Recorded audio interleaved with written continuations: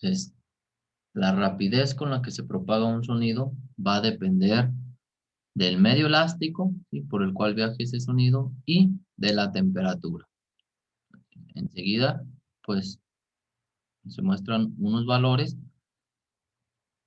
de la velocidad del sonido en esos medios y a ciertas temperaturas, ¿sí? Y pues vamos a poder observar que la velocidad de esos sonidos es mayor en los sólidos que en los líquidos y que en los gases, ¿sí? Por ejemplo, la rapidez del sonido, ¿sí?, en el medio elástico del aire, ¿sí?, a una temperatura de 273 Kelvin, si recuerdan, pues eso sería como a 0 grados Celsius, sería de 331.4 metros sobre segundo, ¿sí? La velocidad del sonido en el aire a una temperatura de aproximadamente 25 grados Celsius, ¿sí?, 15 grados Celsius, ¿sí?, que son 288 grados Kelvin, va a viajar el sonido a 340 metros sobre segundo, ¿sí? Dentro del agua, a una temperatura de 281 Kelvin, si se fijan, viaja a una mayor velocidad, 1435 metros sobre segundo, ¿sí? En el caso del oxígeno, sí, oxígeno puro, ¿sí?, a una temperatura de 273 Kelvin, pues tiene una velocidad menor, ¿sí?, que es de 317 metros sobre segundo. Ya en este caso de sólidos, por ejemplo, el vidrio, aluminio, hierro, si se fijan, todo a 293 grados Kelvin, o sea, a unos 20 grados Celsius, ¿sí?, viaja a una rapidez mucho mayor, ¿sí? Entonces aquí tenemos estos, ¿sí?, como ejemplo, ¿ok? Entonces miren,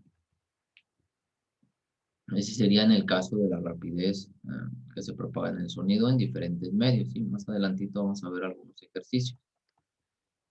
Entonces miren, aquí hay los fenómenos acústicos, ¿sí?, que son la reflexión, eco, resonancia y reverberación.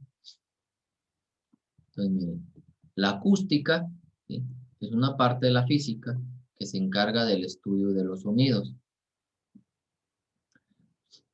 Entonces, los fenómenos acústicos es la consecuencia de algunos efectos auditivos que se provocan por el sonido, ¿sí?,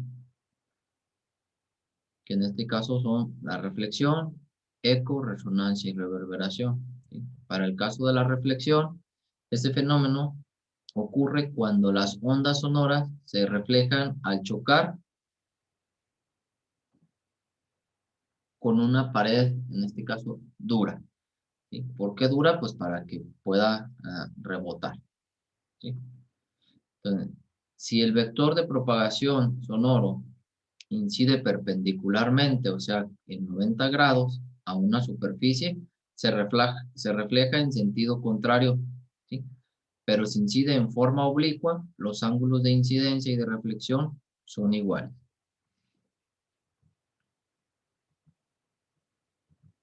O sea, esto quiere decir, está el dibujito. Vamos a tener que aquí tenemos una pared, ¿ok?, y viaja una onda, ¿sí? De tal manera que cuando choca, ¿sí?, es de forma perpendicular, o sea, forma un ángulo de 90 grados, ¿sí?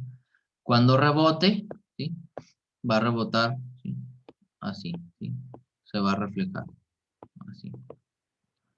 Eso es cuando incide de forma perpendicular, ¿sí? Si incidiera de forma, ahí, ¿cómo dice?, de forma oblicua, se dan de cuenta que iría de esta manera.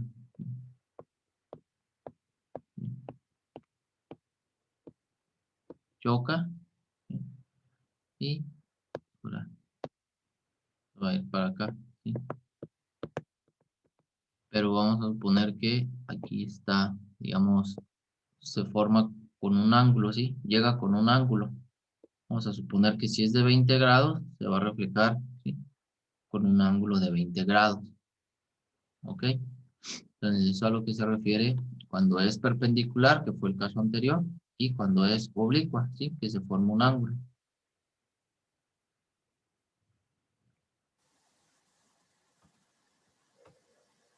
Ok, entonces mire. En el caso del eco, ese se origina por la repetición de un sonido reflejado, ¿sí? Entonces, ese se escucha claramente en salones amplios en donde la pared se encuentra a unos 17 metros como mínimo de distancia, en este caso de la persona que está escuchando, ¿sí? Ya que en este caso, para oír separadamente el sonido original y el reflejado, se requieren 0.1 segundos, ¿sí? De diferencia, ¿sí? Entre un sonido y otro, ¿sí? Que es el tiempo necesario para que el oído distinga dos sonidos distintos, ¿sí? Así que pues en 0.1 segundos el sonido recorrerá 34 metros, ¿sí? Vamos a suponer, ustedes están en una parte, ¿sí? De ese salón, hacen el sonido, la pared está a 17 metros, entonces va, llega, choca, rebota, ¿sí? Entonces va a recorrer 17 metros de ida y 17 metros de regreso, ¿sí? Por lo cual pues se considera que el sonido recorre 34 metros. Y en este caso, si recuerdan, en la tablita vimos que la velocidad del sonido en el aire es de 340 metros sobre segundo, ¿sí? Aproximadamente. Entonces, por eso que se puede hacer, digamos, esa parte que el tiempo pues va a ser de 0.1 segundos.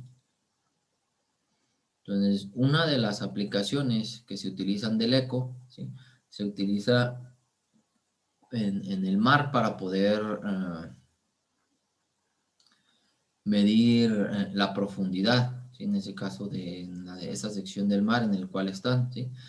Cuando hacen eso, pues se utiliza un aparato se llama sonar, ¿sí? Entonces, dan de cuenta que está ahí el barco submarino, echan el sonido y miden cuánto tiempo tarda en regresar. Obviamente, pues ahí en el caso del sonido dentro del agua, pues ya ellos determinan cuánto es la velocidad que viaja el sonido.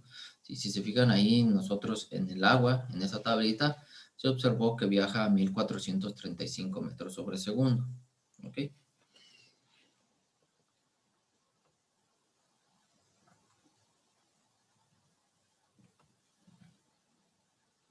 Ahora, la resonancia.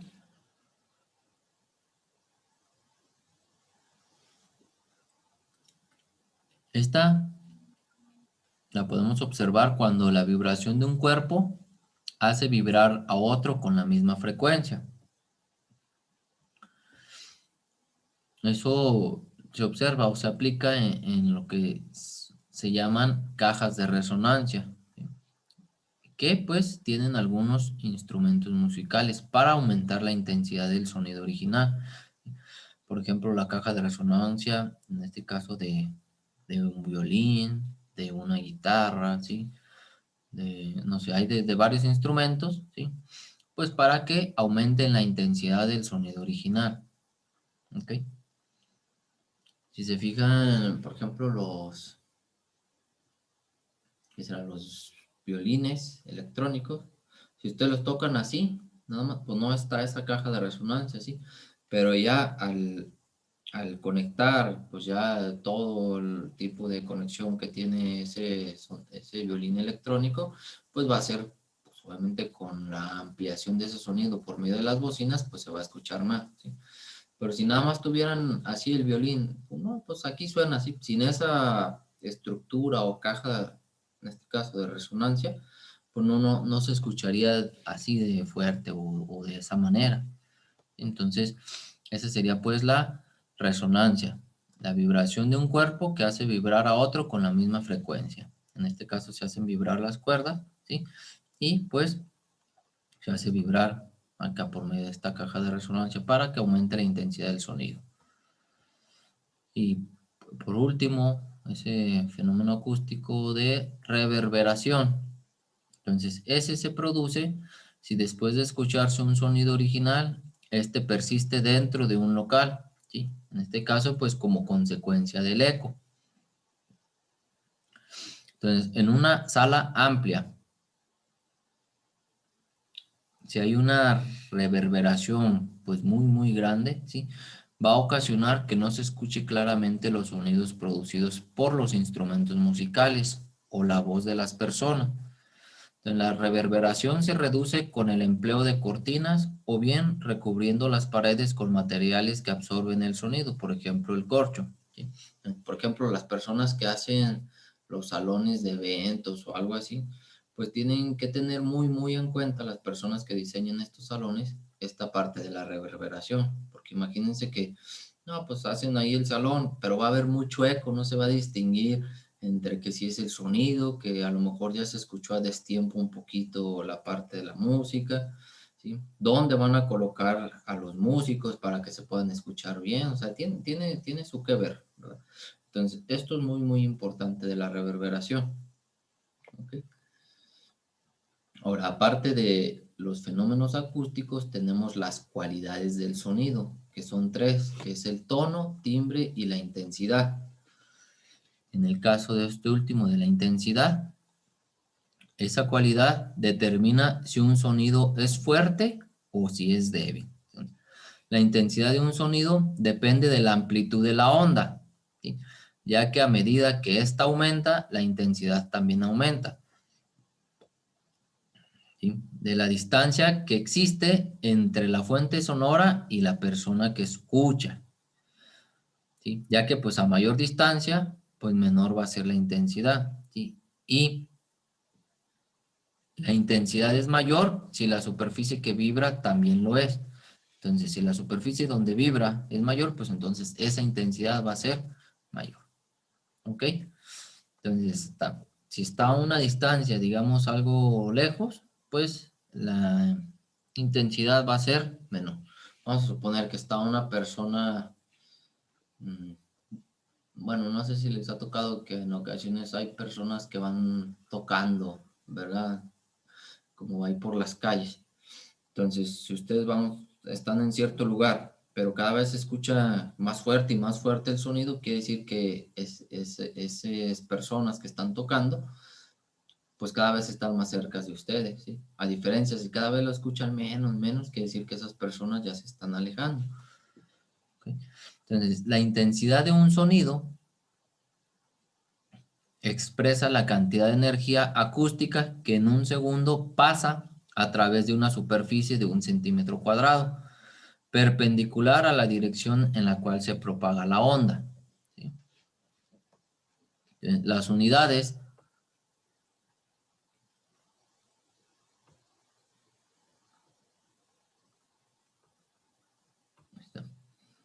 las unidades de intensidad sonora, ¿sí? Aquí, IS, ¿sí? La intensidad sonora es joules sobre segundo, ¿sí? Joules sobre segundo, pues es la potencia que se mide en watts, ¿sí? Que va a pasar en una superficie, ¿sí? En este caso en 1 centímetro cuadrado, perpendicular, ¿sí?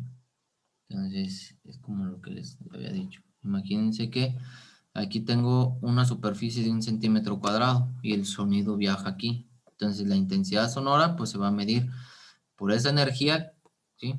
Que pasa en un segundo, ¿sí? Por medio de esta superficie.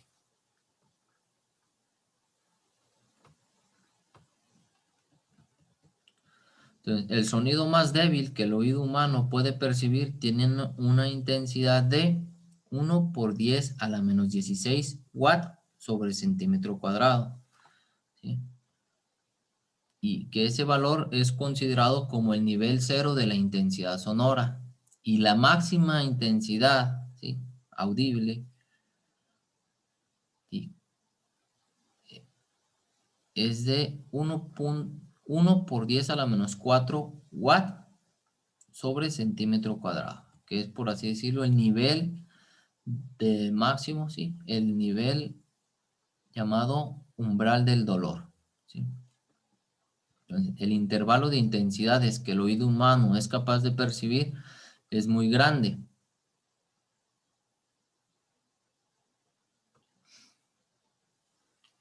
Si se fijan, va desde 1 por 10⁻XVI hasta 1 por 10⁻4 watts sobre centímetro cuadrado, ¿sí?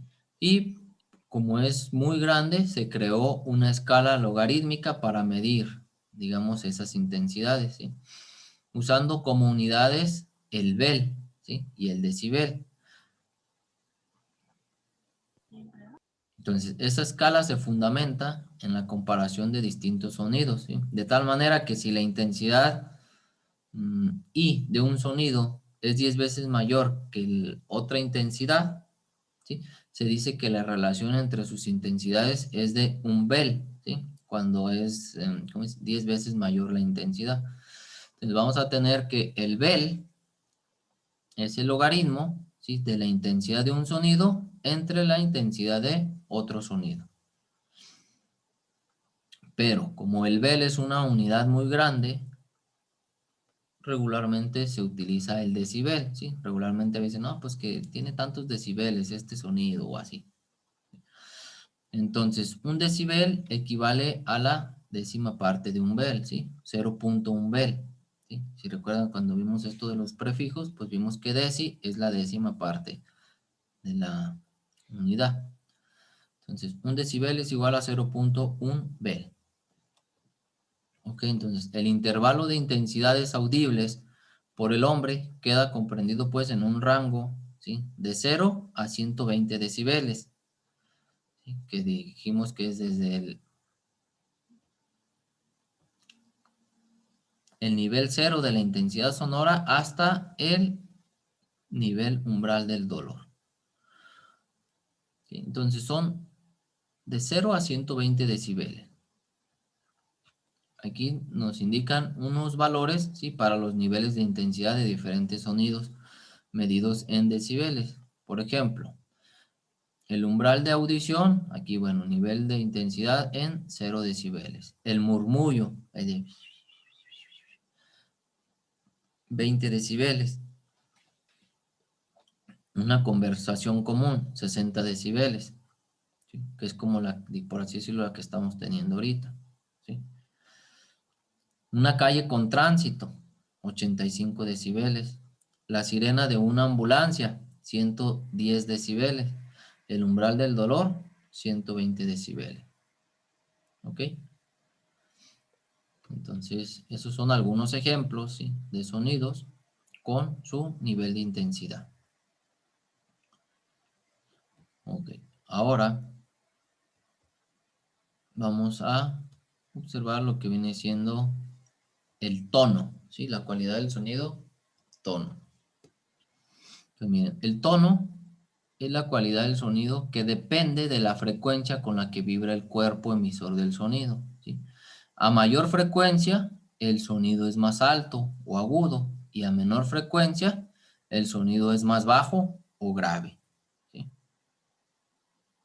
Entonces, esto se refiere pues a los tonos. Ya ven que, por ejemplo, cuando dicen, no, pues cuando tocan así la música, no, pues que en qué tono, no, pues que en fa, que en mi, ¿sí? Pues ahí tiene que ver ahí que la mayor frecuencia son más alto, ¿sí? Más agudo, ¿sí? A menor frecuencia, pues va a ser más bajo o grave, ¿ok? Ahora, la parte del timbre, ¿sí? El timbre, pues es la cualidad que posibilita identificar la fuente sonora, aunque distintos instrumentos produzcan sonidos con el mismo tono e intensidad, ¿sí? Lo anterior es posible, ya que el tono siempre va acompañado de tonos armónicos, llamados sobretonos, y estos le dan el timbre característico a un instrumento musical o cuando una persona canta, pues a la voz. Y por eso se pueden identificar las voces de personas conocidas, así como los instrumentos que producen un sonido, ¿sí? Entonces el timbre es lo que prácticamente vamos a poder detectar qué persona es, ¿sí? Qué instrumento es el que se está tocando. Por ejemplo, si está en una banda y no sé, se escucha, yo conozco este sonido, este es un clarinete, este es una trompeta, este es un trombón, este es la tuba, este es el saxor, este es diferente, ¿sí? O si una persona, si alguien les está hablando y dice, me está hablando mi mamá, me está hablando mi papá, me está hablando mi hermano, me está hablando mi hermana, me está hablando mi primo, ¿sí? Entonces, por medio del timbre ustedes pueden identificar la persona, en este caso la fuente sonora. ¿Ok? Ahora, dijimos pues que los fenómenos acústicos son 4: reflexión, eco, resonancia y reverberación. ¿Sí? En el caso de la reflexión, pues es cuando tengo una onda sonora, choca y se refleja. ¿Sí? Pues tiene que depender si esa onda chocó perpendicularmente o con un ángulo. ¿Sí? La parte del eco dijimos que es la repetición de un sonido reflejado. La parte de la resonancia es cuando se tiene aquí la vibración de un cuerpo que hace vibrar a otro con la misma frecuencia, ¿sí? Que es, en este caso vimos en la parte de los instrumentos con las cajas de resonancia. ¿Sí? La reverberación pues es cuando lo que ocurre en los salones, ¿sí? Que se puede interferir el sonido y no podemos escuchar, digamos, de manera correcta, ¿sí? Debido al eco, ¿sí?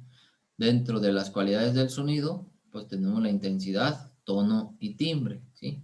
En el caso este último del timbre, pues dijimos que es prácticamente es la característica por la cual, perdón, la cualidad por la cual nosotros vamos a identificar la fuente sonora, ¿sí? En el caso del tono,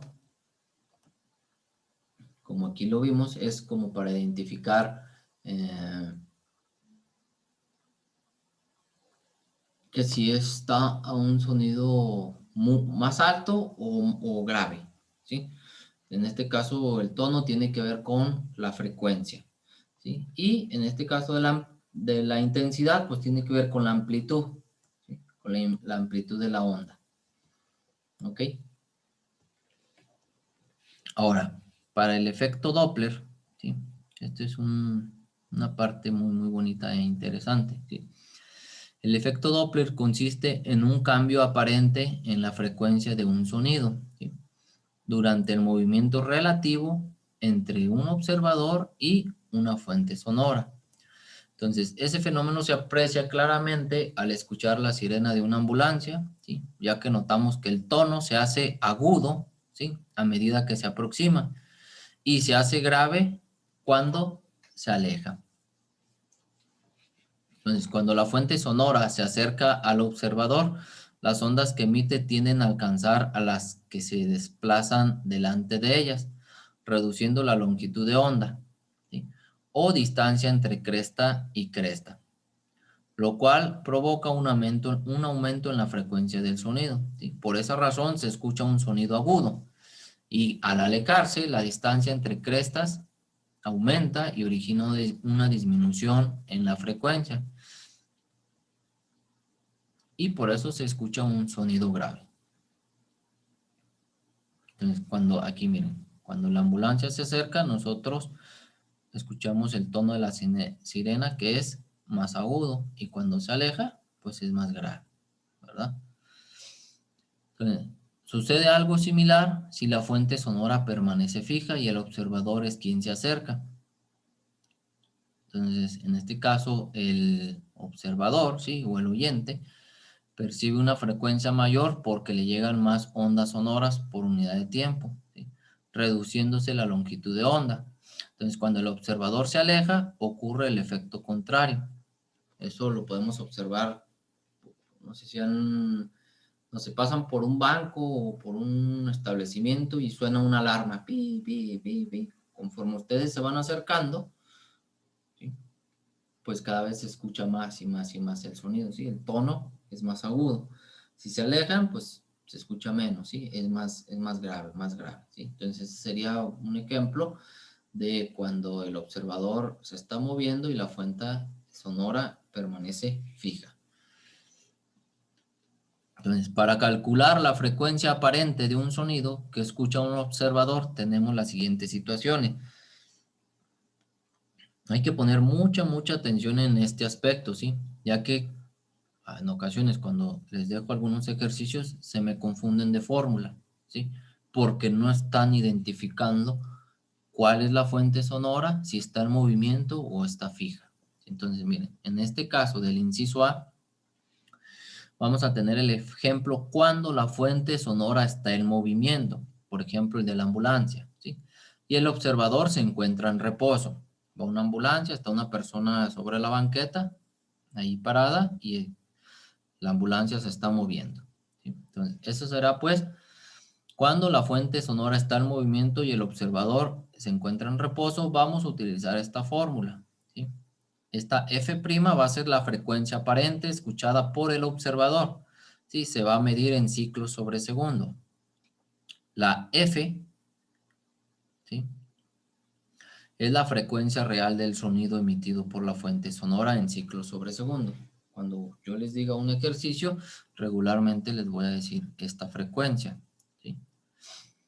Y la V mayúscula, ¿sí? Va a ser la rapidez o magnitud de la velocidad a la que se propaga el sonido en el aire en metros sobre segundo, ¿sí? Que como nosotros ya habíamos visto ahí, era de 340 metros sobre segundo, ¿sí? Si hubiese algún cambio que yo les dijera otro, pues ya ahí les diría en el ejercicio, ¿sí? Pero si no, van a tomar siempre ese valor, el valor de la rapidez o magnitud de la velocidad en la que se propaga el sonido en el aire, ¿sí? Aunque en ocasiones también pues podemos cambiarle el medio, ¿sí? Que a lo mejor que sea en agua, que sea en un, ¿cómo se dice? En una superficie sólida, ¿sí? Pero si dice que en el aire, nosotros vamos a tomar el valor de 340 metros sobre segundo, ¿sí? Y por último, esta V minúscula, ¿sí? Va a ser la rapidez o magnitud de la velocidad a la que se mueve la fuente sonora en metros sobre segundo. Entonces, si yo les dijera, pues tengo una ambulancia que lleva una frecuencia, no sé, de 1000 Hz, ¿sí? Y la ambulancia va a una velocidad de 100 kilómetros por hora. Entonces, lo primero que harían ustedes sería que esa velocidad a la cual va la ambulancia en kilómetros por hora la van a pasar a metros sobre segundo, ya que, como vemos aquí, la rapidez tiene que ir en metros sobre segundo, ¿sí? Estos valores de 340, ¿sí? Los van a sustituir aquí. Y fíjense, por ejemplo, vamos a poner eso que les acabo de decir, ¿verdad? Quiero sacar la frecuencia aparente. Vamos a suponer que es de 1000 Hz, ¿sí? Y viaja pues, en el aire, ¿verdad? Entonces, es de 340 metros sobre segundo, ¿ok? Aquí es 340 metros sobre segundo, más, menos, ¿sí? En este caso, cuando sea, ¿en cuánto habíamos dicho? Que era de 100 kilómetros por hora, ¿verdad? Que si yo la paso, la convierto a metros sobre segundo, ¿sí? Me daría 27.77, ¿sí? Metros sobre segundo, ¿ok? Ahorita sí para rápido, pues nada más lo pasé así, pero ustedes cuando les diga tienen que hacer la conversión, ¿sí? El procedimiento. Entonces, miren, aquí voy a poner 27.77, ¿verdad? Metros sobre segundo, ¿sí? Si se fijan, cuando ustedes vayan a sumar, ¿sí? Estas cantidades de acá abajo, ¿sí? Miren, ustedes van a tener aquí esto, ¿sí? Lo de acá arriba les va a dar 340,000, ¿sí? Hertz, ya saben que es,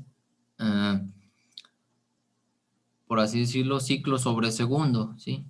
O 1 sobre segundo, o segundos a la menos 1. Entonces, cuando ustedes vayan a multiplicar eso, bueno, no se crea, porque lo voy a eliminar acá con los metros sobre segundo. Entonces, voy a poner que son 340,000 Hertz por metro sobre segundo. ¿Ok? Entonces, miren, ustedes van a tener dos valores, ¿sí? Para cuando se vaya alejando, ¿sí? En este caso la ambulancia, ¿sí? Vamos a utilizar el signo más. ¿Por qué el signo más? Porque si yo sumo, abajo en el denominador voy a tener una cantidad más grande. Al tener una cantidad más grande, pues al estar dividiendo, el resultado va a ser menor. Y como habíamos dicho, si la frecuencia es menor, ¿sí? Pues quiere decir que como si se estuviera alejando, ¿sí? Si yo, entonces aquí le voy a poner cuando se aleja, ¿sí? Cuando se acerca, voy a utilizar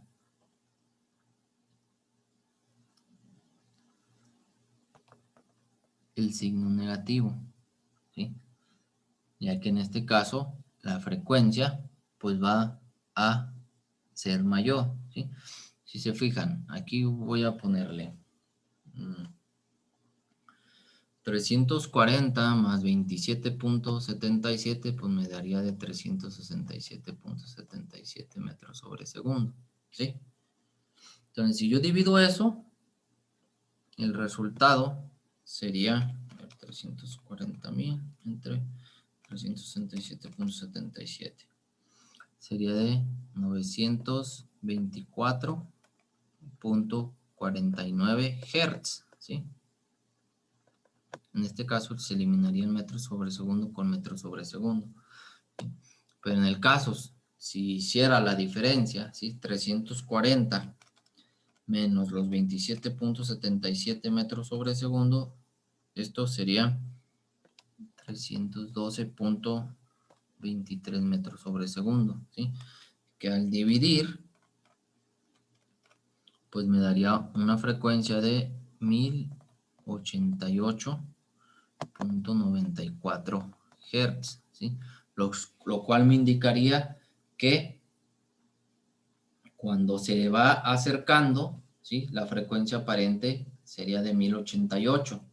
Cuando se aleja, de 924.49 Hz, ¿sí? La frecuencia real, pues, es de 100 Hz. Cuando se acerca la ambulancia, 1088. Cuando se aleja, 924. Entonces, ahí sí pongan mucha atención cuando van a utilizarlo. Y usen también la lógica, ¿sí? Si la cantidad que les da es menor que la frecuencia real, quiere decir que se aleja. Cuando les da mayor, quiere decir que se está acercando. ¿Ok? Eso sería con respecto a una fuente sonora en movimiento.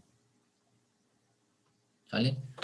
Y vamos a tener la fuente sonora cuando está en reposo. Si la fuente sonora permanece en reposo y el observador es quien se está moviendo, se acerca o se aleja, se va a utilizar esta expresión, ¿sí? Que va a ser la frecuencia, ¿sí? Por la velocidad del sonido, en este caso, si está en el medio del aire, más menos la velocidad del de la persona, ¿sí? Que es quien se está acercando o alejando.